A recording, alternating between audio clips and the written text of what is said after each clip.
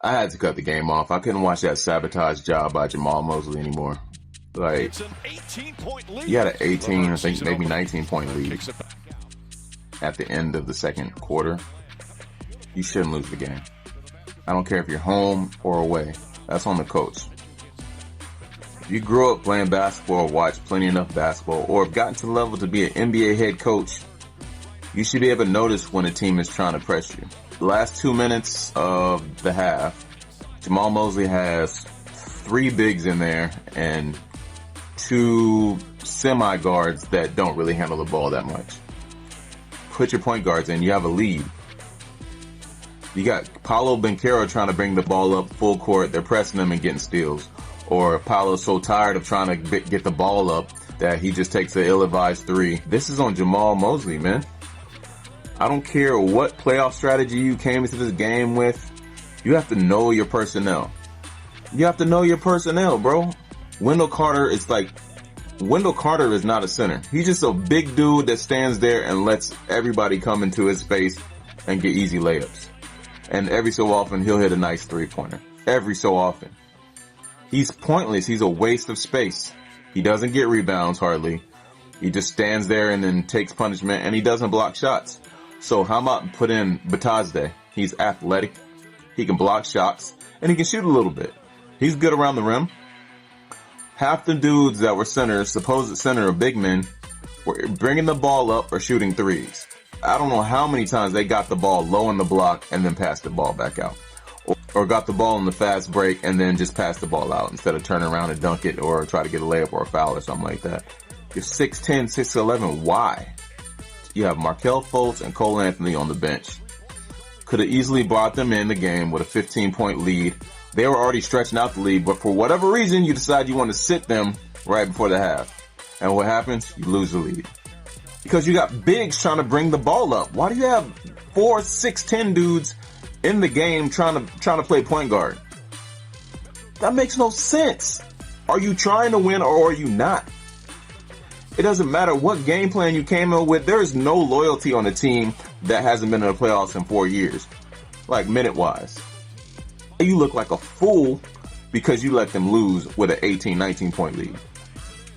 Instead of putting in the right personnel that would have kept Cleveland at bay because you knew they were going to try to make a run. You put little guys in there that can actually hold on to the ball, you're going to tire them out. Paolo and Franz and whoever else you had in there, Carter, they were tired. They're not fast. They're not quick-footed enough to keep up with these little point guards that Cleveland have the whole duration of the game. You have to give them a break. Paolo can't bring up the ball the whole time and post. You know what I'm saying? Like, what are you thinking? And then once we already are down 10 in the fourth quarter, then you bring in Markelle and Cole Anthony. Make it make sense.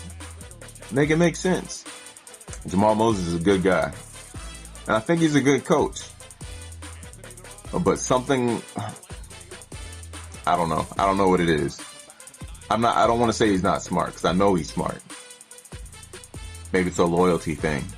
I don't know. But you cannot sit there and just let your team disintegrate with a 19-point lead. That's a fireable offense in my book. If you want to be great, if you want to be a great Magic team, you cannot let that happen. You can't. And that's why when people ask, oh, who's the GOAT? Who's the GOAT? Who's the, with all this stuff, LeBron, whatever. People who saw Michael Jordan know that he would never let that happen.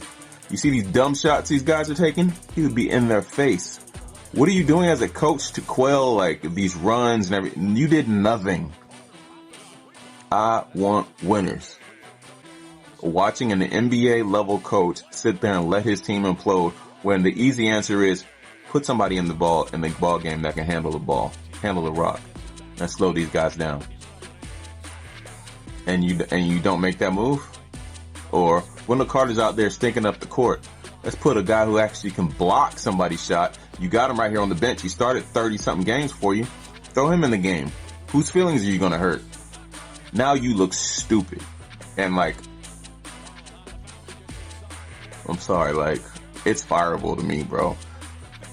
Like, again, Jamahl Moseley, I'm sure he's a good coach, a good dude. Like, I really do like him.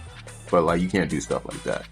Like, But we know that's not going to happen.